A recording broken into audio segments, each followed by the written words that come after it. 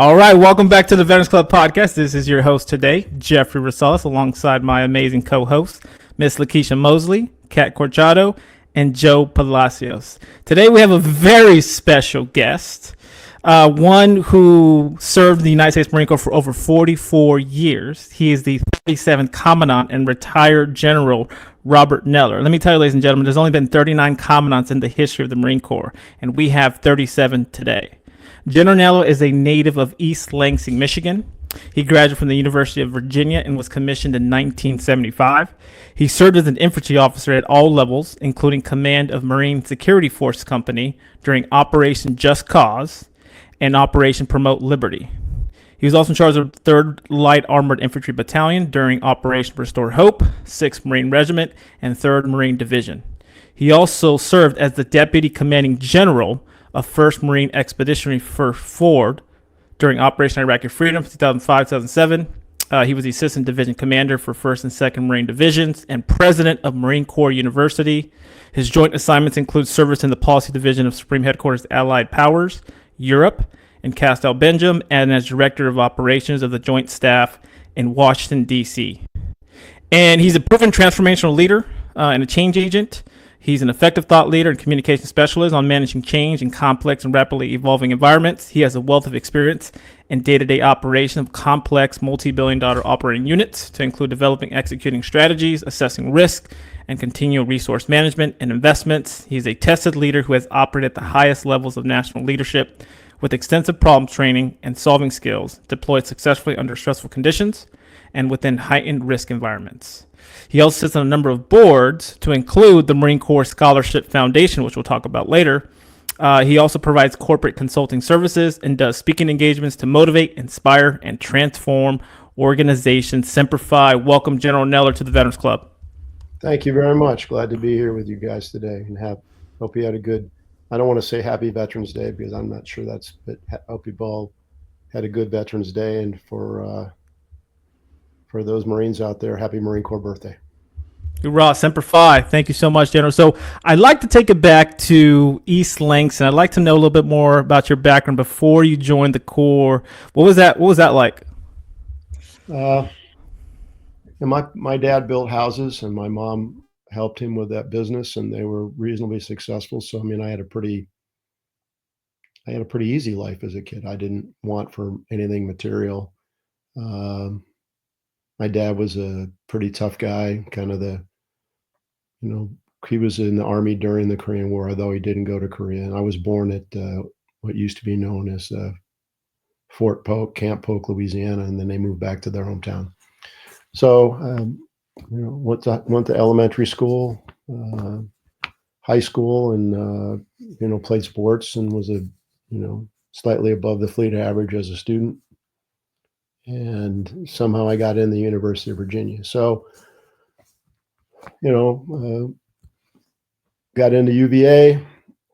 I'm pretty sure at the end of the day, they probably had some people choose other schools, and I was in the pile of player to be named later.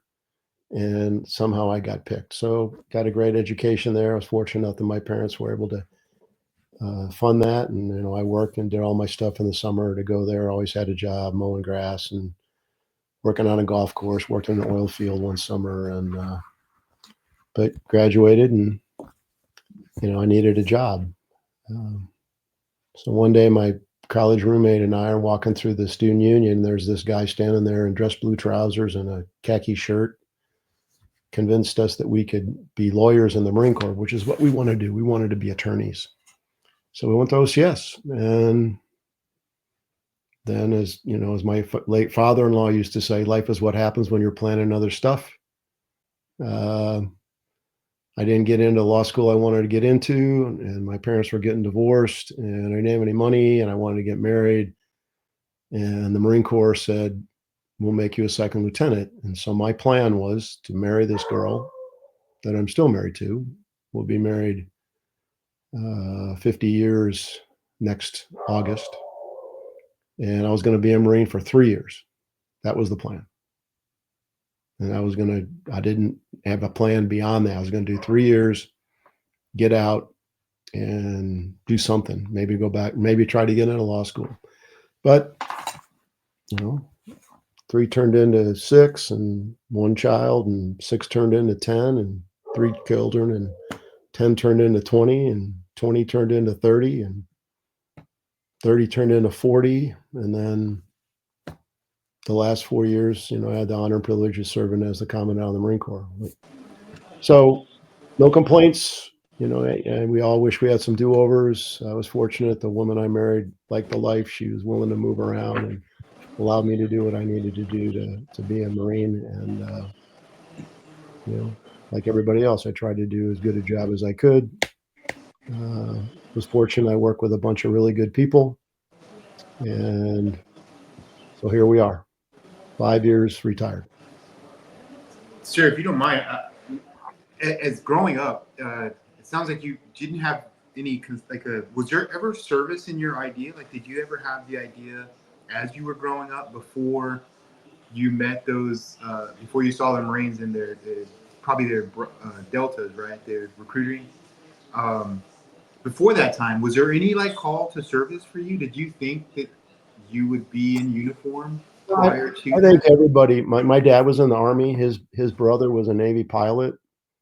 There were people in the neighborhood that had served. There was a retired Army colonel lived down the street. The guys that worked with my dad were all World War II guys. And on TV, there were shows that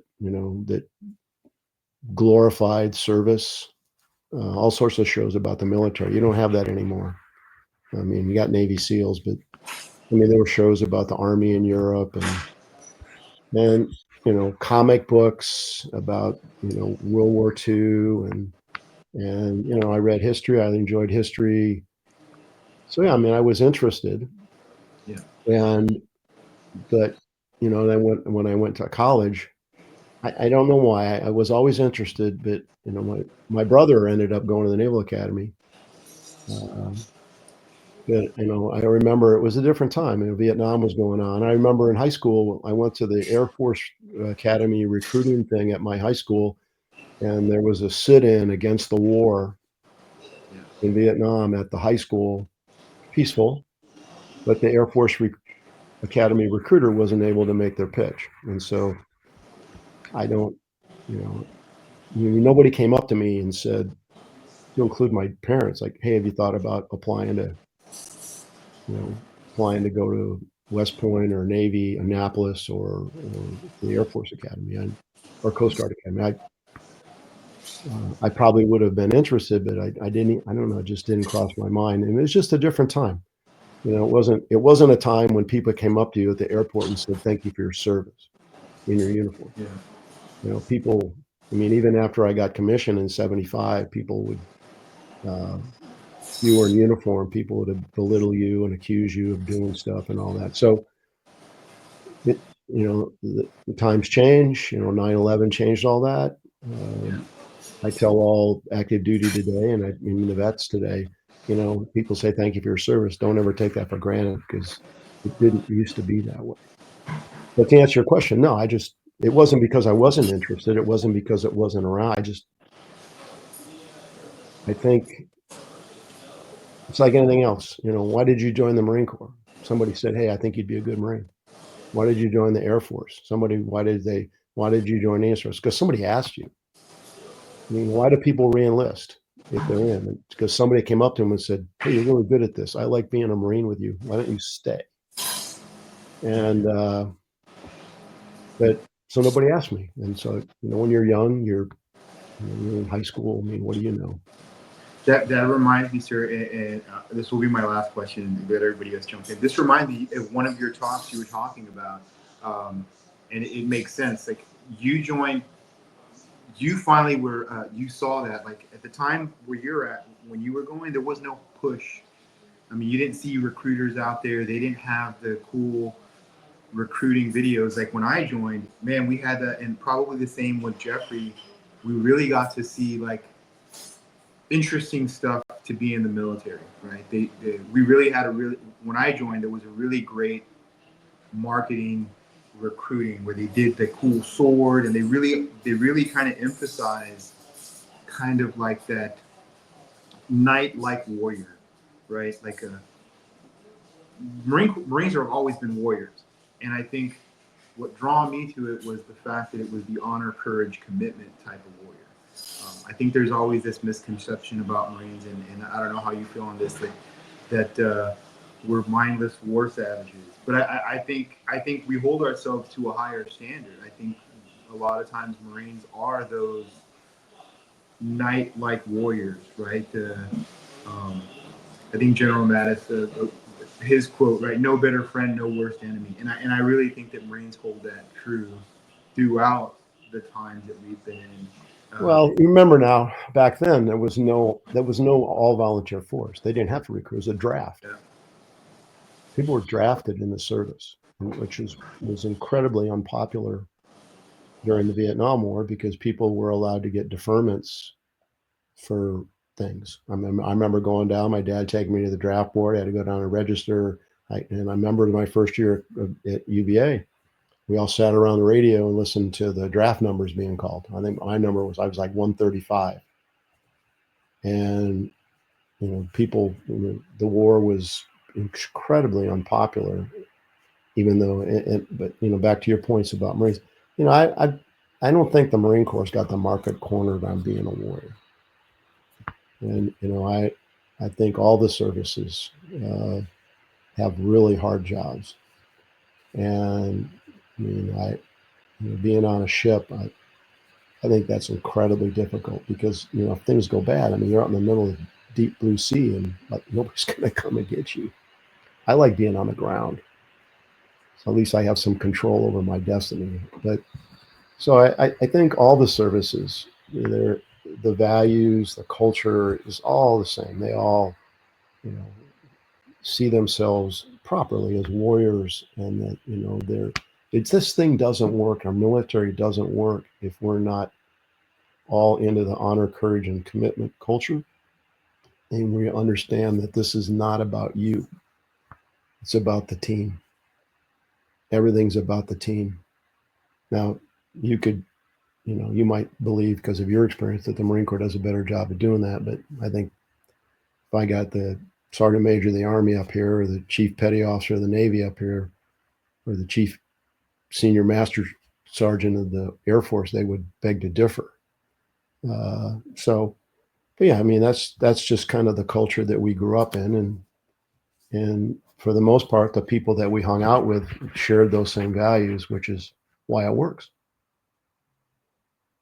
Powerful. Thank you, Joe. Kat or Lakeisha? Yes, one thing about your story and everything that you have done, 44 years, you reach the highs and the lows, right? And, you still believe that the Marines is a great place to be at. So my question to you is, what are the challenges that you have expressed in the Marines that you can show others that they can actually build and they can do something different, and how they can look at the military differently for themselves? Well, you all know that this isn't for everybody. This is hard. It's not like you can wake up in the morning and go, yeah, I think I was calling sick. I'm tired. I had a little too much fun last night. I don't feel like showing up. No, it doesn't work that way. So, we're and not to sound like we're exclusive or better than anybody else, but there's 2 million people plus or minus in the armed forces of the United States, to include the Guard and the Reserve, out of a population of 350 million people. So what's that? Less than 1%. So, and it's a recruited force. It's a volunteer force, but, as Joe said, we're a recruited force. And we spend a lot of money on that. So it's not for everybody. But I do believe that for a lot of young men and women who are kind of figure out what they want to do, they probably think they're not really ready to go to college because they don't want to waste the money. And maybe they just need 4 years to go do something to kind of grow up a little bit and find themselves and do a little bit of travel and learn something. My pitch always was, hey, look, I don't care if 4 years is fine. Do your 4 years, get your honorable discharge, and then you got a full ride scholarship in your pocket. You got full ride to any state university in your home of record. Or with the Yellow Ribbon program, if you can get in, I mean, you can go to Harvard for like 25% of the tuition. So it's all about creating an opportunity for yourself. And for veterans, I mean, I talk to people in business, like I was on a board meeting and I said, we need to look for veterans because veterans make great employees. Because generally, they're sober, they're going to show up on time, they're trainable, they understand mission, they understand focus, they're going to work hard, and you're going to get your money's worth out of them.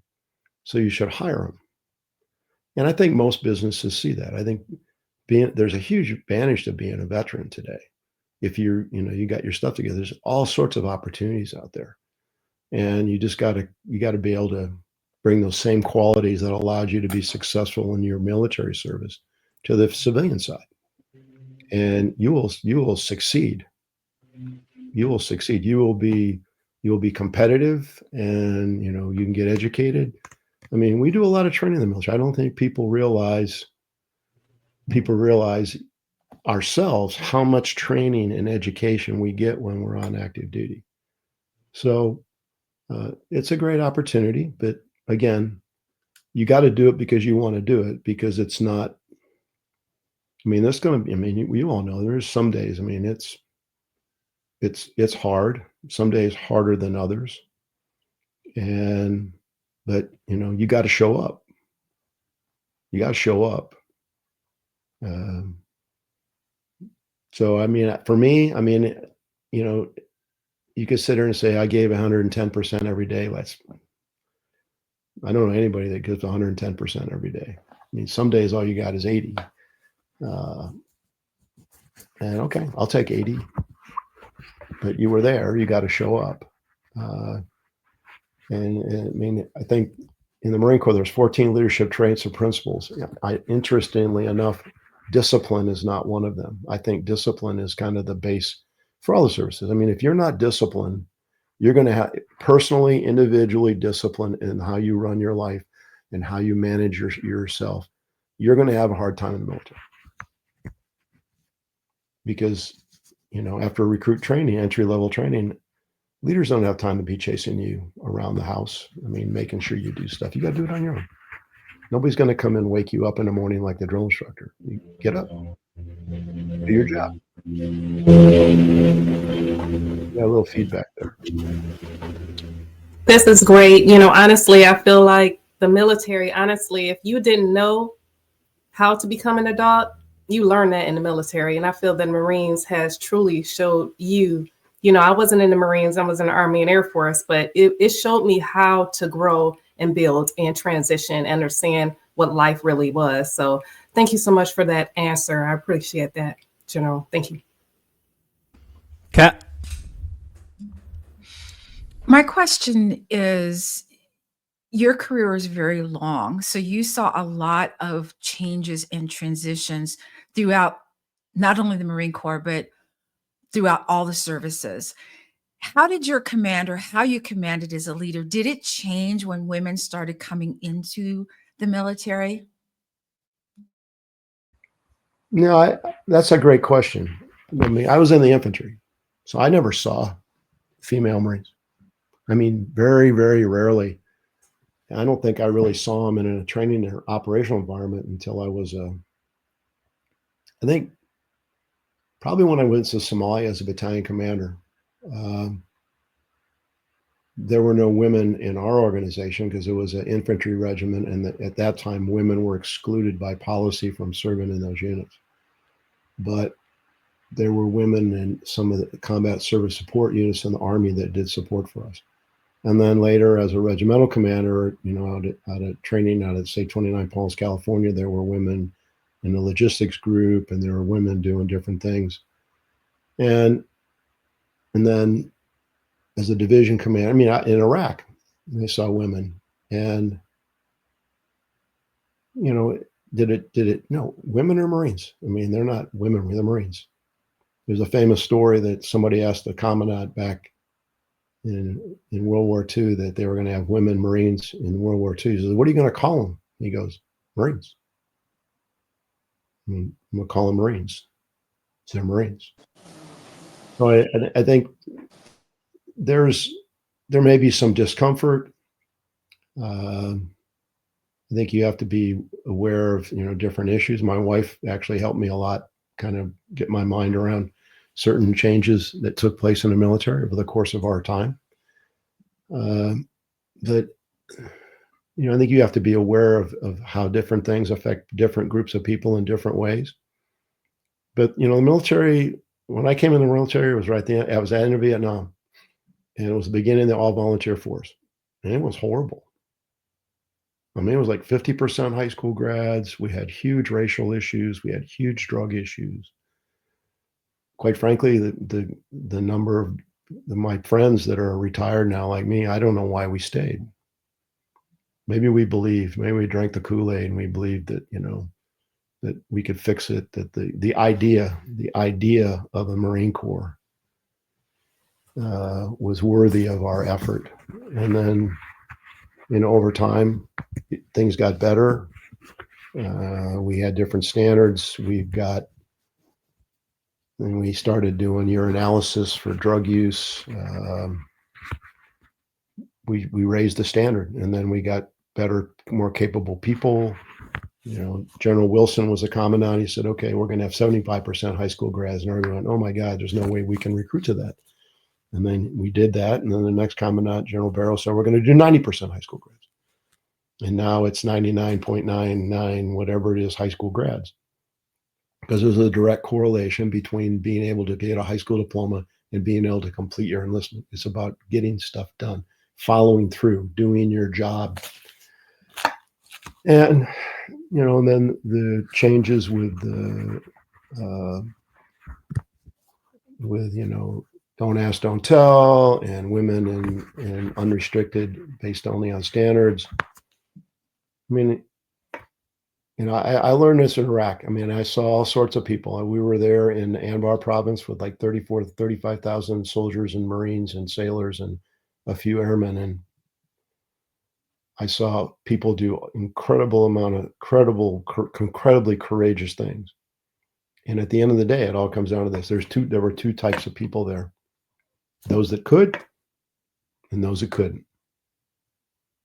And when you're getting shot at, nobody really gives a damn if you're gay, straight, black, white, man, woman, Hispanic, Asian. Nobody cares. They just care that if I get shot and I'm out in the middle of the street, you're going to come get my ass. That's all they care about. And if that's you, then we're all good. So it takes all kinds. America's a great, diverse, wonderful place. Mm-hmm. And we all came, unless you're a Native American, we all came from somewhere else. We're all immigrants to this place. Is this experiment we call democracy. So to answer your question, I think I had to be more witting and aware. I've talked to a lot of women Marines, and I don't think I had at the beginning of my career, I don't think I had as good a sense of some of the things that they had to go through to be able to serve as Marines, which I found troubling when they would tell me their stories. But, just want to do your job. Let people do their job. Absolutely. Just to piggyback on what you said, I think that, people who stayed in the military wanted to be part of something that was bigger than themselves. When you have this team concept of we're all in this together. And also the question that Lakeisha and you had talked about, I think one of the things that the military taught me was how to rely on myself. And you either rely on yourself and you stay in the military, or you don't and you get kicked out, one or the other. So I think it taught me strength of relying on myself more and trusting myself, trusting my gut instinct and everything. So thank you for that answer.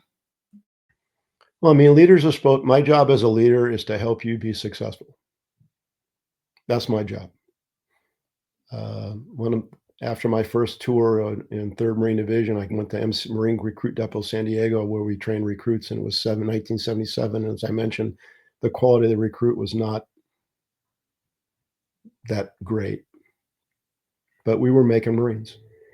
And I learned, watching the drill instructors, the ones that were most effective is, I can make anybody quit. I can make any of you quit. If I harass you, if I dog you out, I get on your case, I tell you you're no good, you'll quit eventually. But I mean, to what purpose? I mean, there's no honor there. The real virtue in a leader is if you doubt yourself, or you're not sure, or we all question ourselves all the time. If I can make you believe, yeah, you can do that. I know you can do that. So go do it. Now, at the end of the day, like you said, it's on you. But man, as a leader, I have to be there, to give you encouragement to a point. Then when you don't need encouragement anymore, you create an expectation like, okay, I don't need to go there. And you just say, I got this done. Okay. All right. Good job. Thanks. But I knew that, but thank you for telling me, as opposed to, watching your every move. I mean, it's all about, leaders don't have, if you're in a good organization, everybody does what they're supposed to do, and the leaders can just kind of sit around and go watch and enjoy the view. Unfortunately, that's not always the case, but in a good unit, that's what happens. People do what they're supposed to do because they know they're supposed to do it, and they do it without being told, and life is good.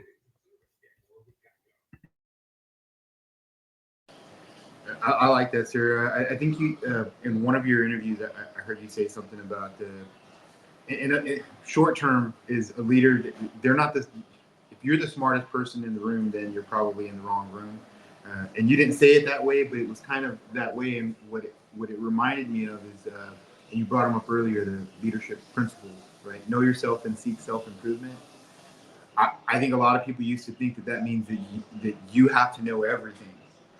And what I like about what we were taught in the Marine Corps about the teamwork is that it's a team effort, and know your team, know yourself, but you also know your team. So if my self-improvement could be realizing that, Lance Corporal Hupp is way better at land navigation. And what made me think of this was the story you told about being a lieutenant, never being lost. And I love that story that you told about relying on the team around you and the personnel that were already there. One specifically I think you mentioned was a Sergeant Bacon, and he allowed you to never be lost. And when you shared that, what resonated with me as well was that I had staff NCOs that used to teach me the same thing. He's going to say, you're going to hear people talk about how their lieutenant can't do this and their lieutenant can't do that. He says, no one should ever talk about your platoon commander or your officer that they can't do something. He goes, because if they're saying that, then we as staff NCO that are there to help are failing as well. So I love that team effort, sir. Could you elaborate a little bit more on that relationship between officer and enlisted advisor, like the guys that work together? Well, that was my very first unit. It was 2nd Platoon, Lima Company, 3rd Battalion, 4th Marines, and the platoon sergeant was a guy named Joe Hoole, who retired as a sergeant major, and he'd been in Vietnam, had gotten out, and then came back in the Marine Corps, and then in 2.5 years made staff sergeant. Very experienced guy, very mature, and we had 3 squad leaders: Sergeant Bacon, Sergeant Douglas, and I'm trying to think of the corporal's name. And all good men. I said they were trained, but I don't know how educated they were. But Sergeant Bacon was very quiet, God-fearing guy, incredibly fit. And I learned very quickly that he could, for whatever reason, he just was a savant for land nav. And so whenever we would be in some, down in the bottom of some gully and can't see the sun and looking at the 1 to 50,000 map with 40-meter contour intervals, and I'm like, okay, Sergeant Bacon, where do you think we are? And he would tell me, and I go, yeah, that's exactly what I thought. but I mean, I was close, but he was, and he never failed to find the spot. And so I think there's a partnership. I think good staff NCOs realize that the lieutenant might have more education and maybe a little bit more training, but not the experience. And their job is to round that officer out and help them understand the kind of the nuances of leadership and the different people and the way things are supposed to go. And so, I mean, I've had some really great staff NCOs, and I've had some others that were, okay. But if you're fortunate enough, like I was, for, to pretty much have a great group of people that are your senior enlisted, and they're going to come in and tell you stuff that's like, tell you the truth. Like when you do something stupid, and then, help you fix it or get yourself out from under behind that. Because I mean, when you make a mistake, everybody knows you made a mistake, especially in a small unit. Everybody knows. So just own it. Say, I screwed up. Because if you don't, everybody go, yeah, okay, I can deal with that. Lieutenant screwed up. He got lost or made a mistake or did this or lost. It's business. So the relationship, I mean, in any organization, I mean, I think the boss, whoever the boss is, you've got people that work with you, and it's, even though they may be subordinate in rank, they may be superior in experience and knowledge and understanding about things that you don't know about. So it's, doesn't ever hurt to ask, like, hey, anybody got any thoughts on this? Now, whether people will tell you that, I mean, don't ask that if you don't want to hear it. I know a lot of people that might say, hey, anybody got anything they want to say about this? And nobody will say anything because they know that their thoughts might not be considered, the way that the offer was made. So if you don't want to hear what people have to say, don't ask. I did, because it's all about getting better, right? Powerful. General, who were some of your mentors that helped advise you in your very successful career that might have shown you a few things to kind of direct you, right? And the Marine Corps has this roadmap that they put for the enlisted and the officer side. Were there any folks that you kind of relied on for that guidance as you climbed up in the ranks? You want names? Or just general, yeah, anyone in general. As you get, I mean, your peers are all part of your mentors. So, I mean, I had a group of guys I served with for like 20 plus years, and we would talk, and I trusted them to tell me stuff, and I think they trusted me to tell them stuff. And, there were 5 lieutenants in that first company, Lima Company, and 2 made general and 2 retired as colonels. All great Marines, and we stayed in touch over the years. And I knew if I had a problem or I had a question, or we would ask each other, like, if somebody had been to a place and like gone to a training area and they'd been there, hey, what happened? Can you, we'd share stuff, and that happened. I think your peers, you rely on your peers, and I've had senior officers that were general officers, give you advice if you listen, if you're willing, and sometimes, on rare occasions, you would watch people do stuff which was an example of, how maybe you didn't want to do stuff. But, I was fortunate. I made my share of mistakes. I think for the most part, they were forgivable mistakes. Some mistakes are not forgivable. And I had people that, were different styles of leaders, different kinds of leaders. Some were very outgoing, very positive, enthusiastic. Some were more quiet or stoic. Some were hard, kind of yellers, screamers. And so over a period of time, you kind of develop your own style and how you want to do that. But I think I was fortunate, and that I had people that were willing to come to me or give me good advice, or set good examples, or give me good techniques or procedures or things to follow that I adopted. And it ended up the way it ended up. I mean, it's to get promoted at a certain point. I mean, it's the people in the room, for whatever reason, pick you and not somebody else. You're probably not any more qualified than 10, 15 people that are sitting there being considered. It's as simple as that, at least in the Marine Corps. Yeah, thank you. I appreciate it. I think mentorship is a very valuable tool, both inside the military and outside, especially in the business world. So the Marine Corps is very known for having a great leadership development program. Not to say the other services don't. And I know that's something we emphasize a lot, so that's why I asked that question. Let's talk about maybe some of your challenges that you might have encountered, and maybe what's a lesson learned that we can take away either in business or in our personal lives that you want to share.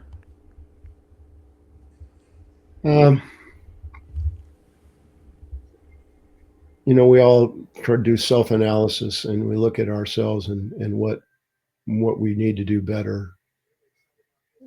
I was always the person that was questioning everything, and I'm sure my bosses considered me at some point, and I know because they told me this, that I was annoying, that I always challenged everything, and just at some point you just shut up and do it.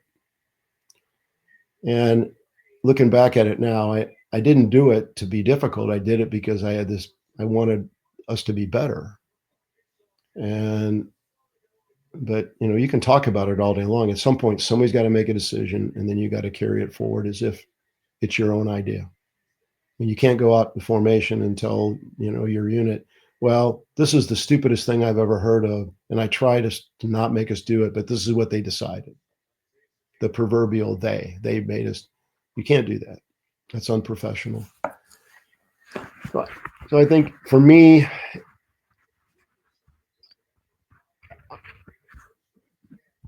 I needed to work on being a better follower.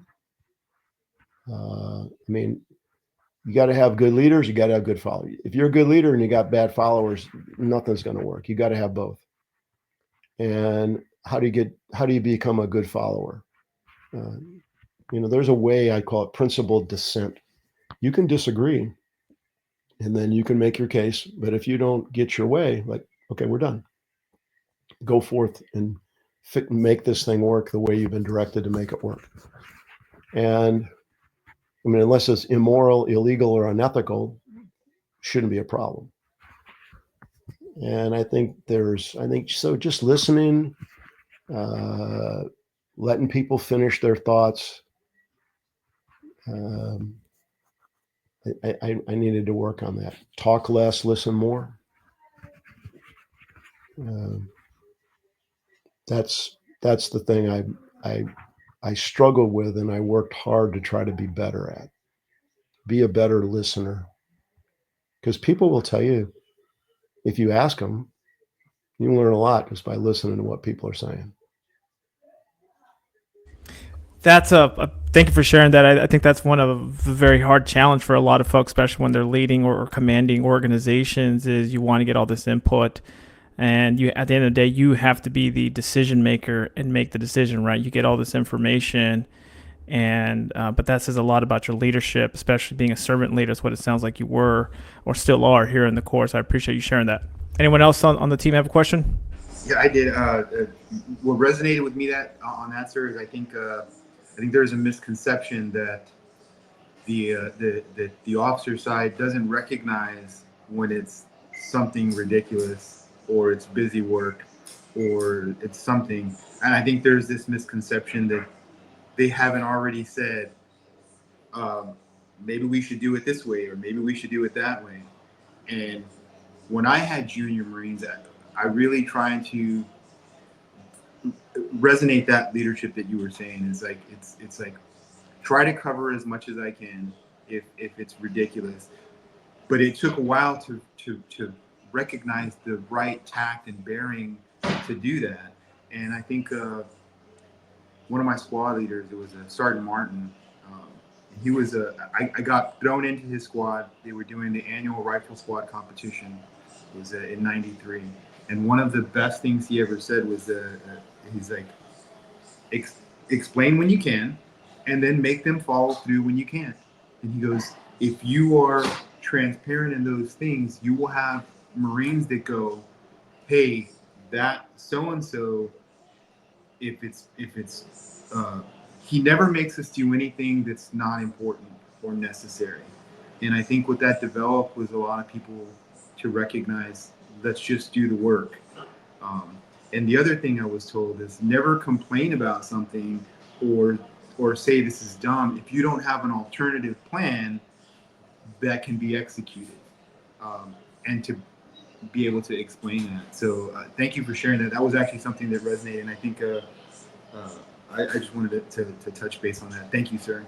I think a misconception in the military, and you can comment us on your own experience, is that people just stand up and say, we're going to do X, and everybody just turns, faces right and marches off smartly and does it. That's not the way it is. I mean, every plan, every new idea, every change is discussed, and it's dissected, it's analyzed, it's looked at, and then you got to figure out how you're going to present it. Now, if you're getting shot at and the command is like, hey, go there and kill that guy.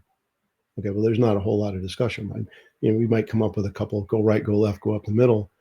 But for anything else, I mean, you want everybody on side. It's hard to make a big change in an organization if you haven't done the groundwork to get it ready to go. And to prepare people emotionally, physically, mentally for the change. And, and so there's any organization, but to include our military, good leaders do that. They go out of their way and they go around and explain, okay, this is what we're going to do. This is why we're going to do it. And here's why I think this is a good idea. And people can then talk about it. And most people will say, yeah, okay, fine. I got it. There'll be a few that are like, no, I think it's the stupidest thing I've ever heard of. But still going to do it. But the advantage of that is you're going to get more people on side. So your probability of success, once you decide, you say go, is going to go up. I mean, that's even an op order in how you deliver it, how you talk about it, how you present it. It's critical, and good leaders are able to do that well. I think that's very powerful what you just said, because it sounds like to me what you're saying is always tell them why they're doing it, right? One of the things that I always hated especially was when folks didn't keep you informed, and we always talked about always keep the troops informed, tell them why they're doing it. And especially if you can involve them in a decision-making process, you get their buy-in, I think the outcome or the probability of that mission or business goal is going to be achieved. It's going to be a lot higher if you include them in that process. Yeah, I mean, some things come down from the top, and then some things, change comes from different directions. They come from laterally. They come from the bottom up. And if somebody's got good ideas are non-denominational, right? If there's a good idea, like, okay, let's take a look at this. And I'll give you an example. So we had a policy about tuition assistance in the Marine Corps. We didn't let a Marine use tuition assistance until they'd been in for 2 years. The other services had a shorter period of time. And so we had the sergeant majors all the sergeant majors get together once a year for a symposium, and we're in there, and I talk to them, and then we're in a questions, and the sergeant major stands and goes, hey, General, you got to change this policy on tuition assistance because it's killing me. A young Marine gets to an infantry battalion after they've been in the Marine Corps 6 months, and they make a decision very quickly if they're going to go to school, they're going to work hard, or they're going to be in the drink 2 cases of beer on Saturday and Sunday night and play video games group. And because I can't give them tuition assistance, I don't have the ability to influence that choice. So I need you to change the policy. So Sergeant Major Green's there with me, and I'm like, okay, makes sense to me. What do you want it to be? I said, how about this? How about after 6 months, or after the Marine's there for 3 months, and this chain of command, his squad leader, his platoon sergeant, his platoon commander recommend, or I don't care how you do it, they recommend that Lance Corporal or PFC Rosales is squared away, and he wants to go to school. We're going to give him tuition assistance, and you guys decide. I don't care. I'm agnostic. I just got to make sure I got enough money to pay for it. And so that's what we did, because it was a good idea. Not me. It was my idea.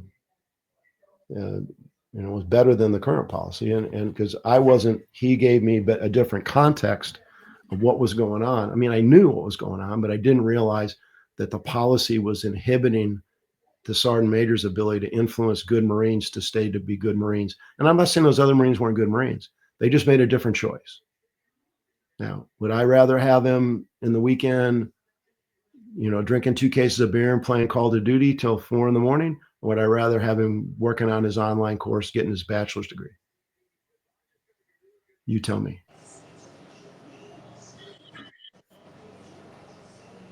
No, sir, I think that's I didn't realize that we had that. I didn't take advantage of it, but I actually, later in my career, one of the biggest things, and it's also something that I see you champion quite a bit, is education and not just military education, but education in general. Like you mentioned, guys, if you just want to do a couple of years, I really think we should push recruiting again.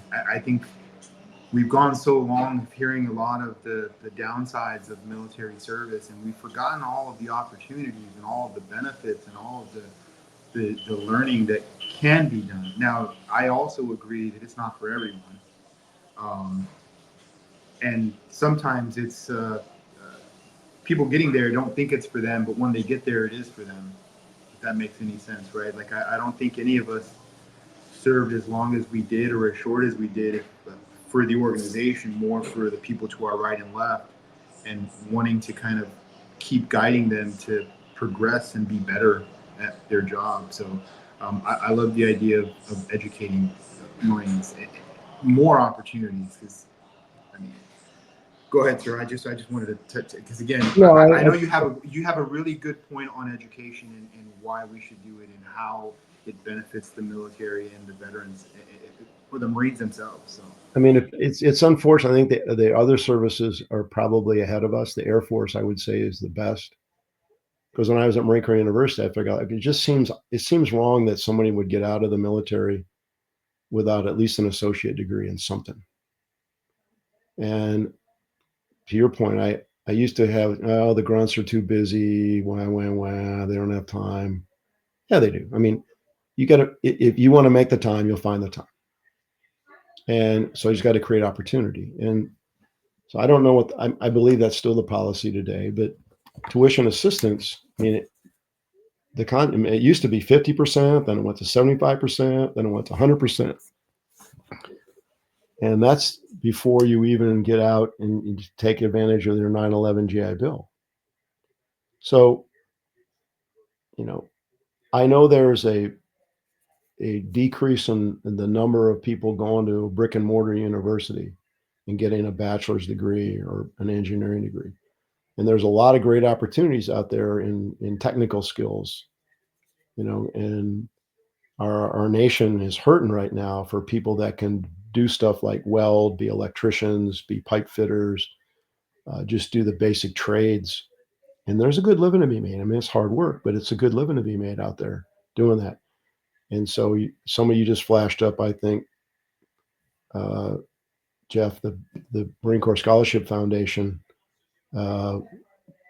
address. And the Marine Corps Scholarship Foundation, which I'm on the board of, provides scholarships to the children of Marines and sailors that serve with Marines to be able to get both, normal bachelor science degrees, but also for, certifications in any trade.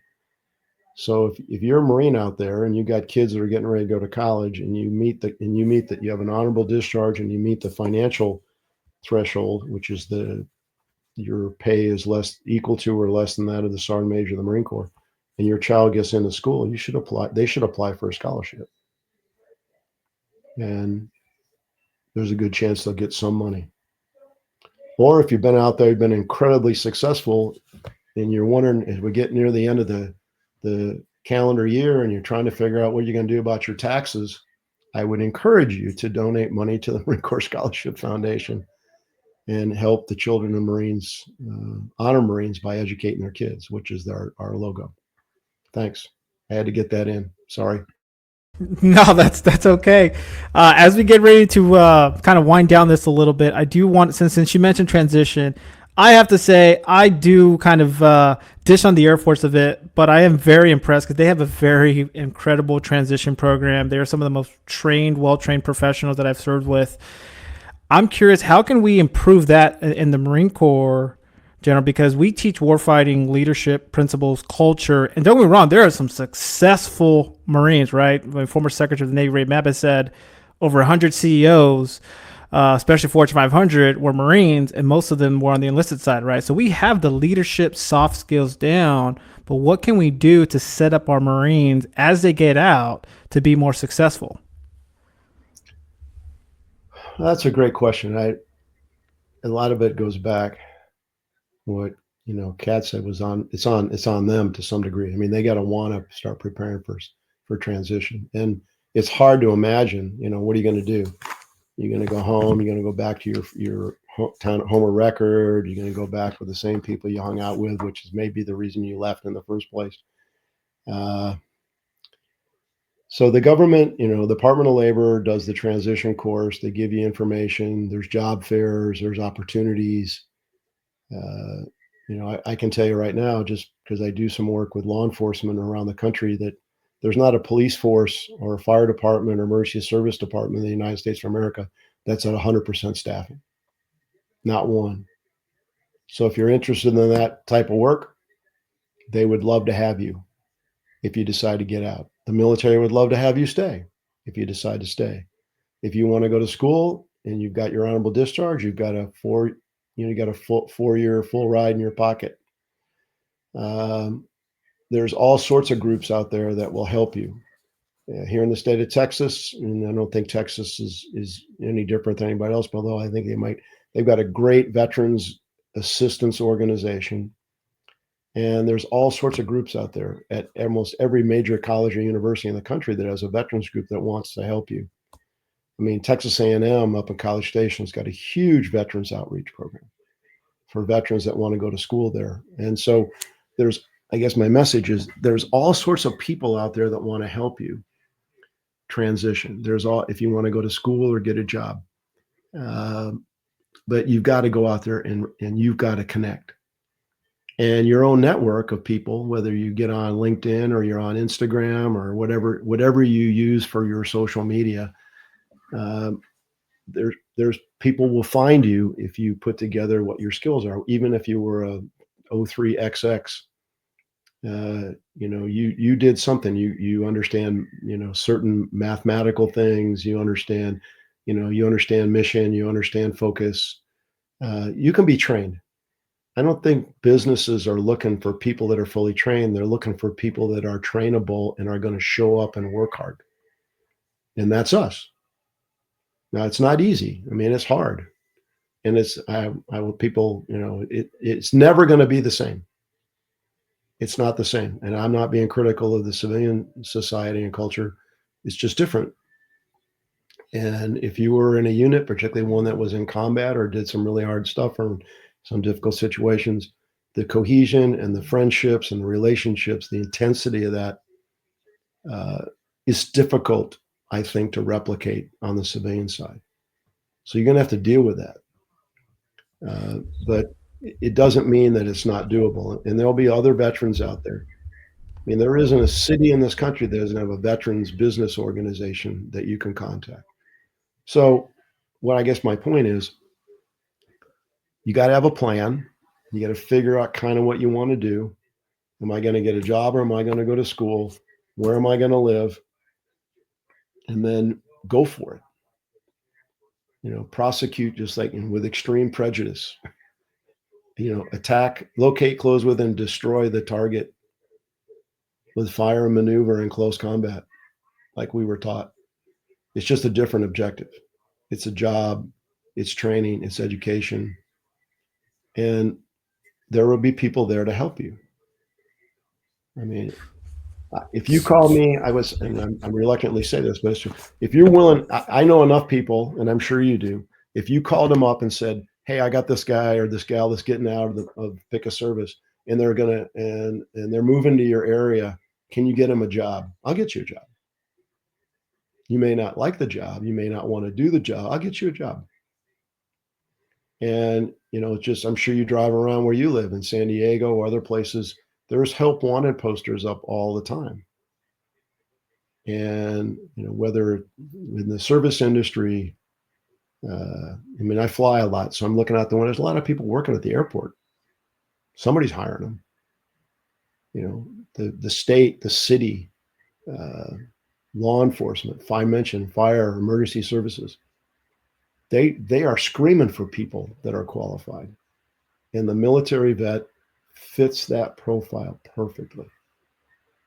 I agree 100% with you, General. One of the things we talk about here a lot is how do we disrupt that veteran suicide homelessness population? Especially, I feel like it's getting there's been some improvements marginally, but I do think we've got to find a way to give them, like you said, more economic opportunities, because a lot of times folks miss that tribe. Folks are looking for that new mission and the new sense of purpose.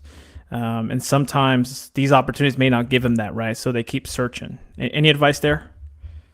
That's hard. I've struggled with the myth out there is that the veteran is damaged from war and all that, but the great majority of people that have sadly taken their own lives are people that are young and they may not have ever gone anywhere, done anything which would cause. But everybody can have trauma in their life. I understand.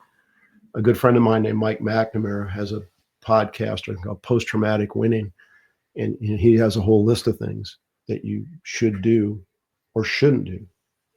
The worst thing you can do is stop working out, stop taking care of yourself, start, self-medicating, drinking too much, doing drugs. That's the worst, because that's just going to drive you into a hole.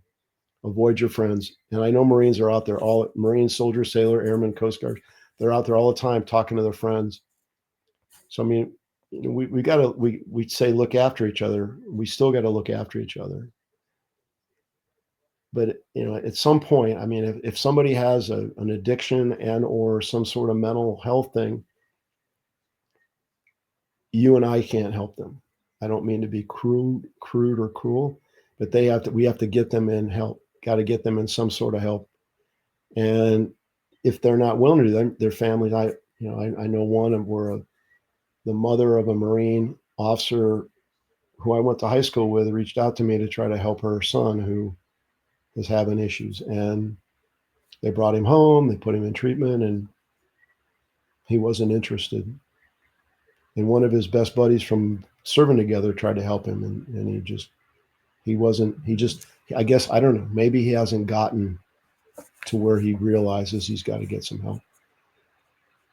So to anybody out there who's struggling, I just tell you, your veteran family out there is willing to help you. The VA, I got nothing bad to say about the VA. They're kind of big and clunky, and they can be, but the VA is there. They will help you.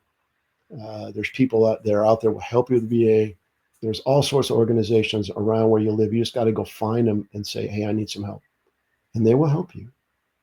They will. But they can't help you if they don't know where you are and what's going on. Thank you. Lakeisha or Kat, any final questions or comments? I think it's fascinating to learn about another part of the military. I still don't know what a commandant is, but it sounds very prestigious. I'm like the chief of staff of the Air Force. How's Oh, that? well, see, there you go. I knew it was something. It was Yeah. up there. And General, don't downgrade. He was the CEO of the Marine Corps, Cat. All right, the father of the Marine Corps is Samuel Nicholas. We were born in a bar on 10 November 1775. Yeah, the bar General thing- Neller was the CO. Go ahead, General. So that bar thing can be a problem sometimes. Yeah, Cat. I digress on that. Joe, any final questions or comments?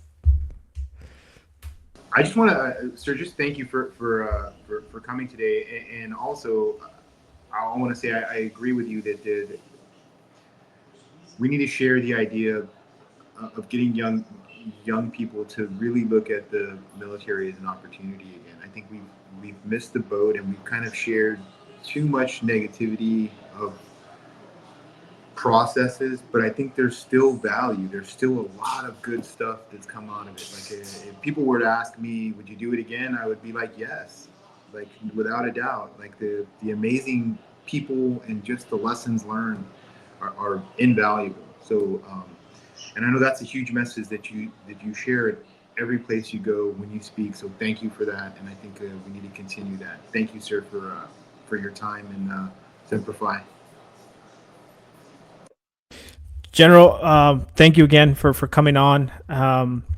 Any final questions? Any final thoughts from your end that you want to leave us with, or anything you want to talk about? Maybe what's kind of like the legacy you want to leave, sir? Any goals you got coming up? We'd love to hear of them. People asked me when I was getting ready to retire, what did I want my legacy to be? And I never really, it's interesting. I see things that we started back, it's like anybody, things take time in the government. Sometimes they take longer than you want, always take longer than you want, but things, like Marines flying Predators and getting, anti-ship coastal defense cruise missiles and, autonomy and robotics and all the great gear we got to the ground combat element and different things. And but we're the Marine Corps, like all the services, we got to continue to get better, because there's our adversaries out there are not sitting there, on their hands. They know what their competition is, and we need to be paying attention to that. So, what my legacy? I think any leader would want their legacy to be that people that they serve with believe that they actually cared about them and that they gave a crap. The worst thing I think you can say about a leader is, well, they don't care about me and they don't care about the organization. They're all about themselves. So if that's what people think about me, that that I cared about them, or I cared about the Marine Corps, and I tried to do stuff that was good for the team, that would be the highest compliment anybody could pay to me. And that's not for me to say, that's for other people to decide. But I appreciate what you guys are all doing to try to help vets and to help people improve, get better training, get better education, be better citizens, be better stewards for the nation. The truth is, there's some vets out there struggling, but the great majority of the vets are doing great stuff. They took advantage of the opportunity, whether they served 4 or 40, they got educated, they're raising a family, they're paying their taxes, they got good jobs, they're following the laws. It's great.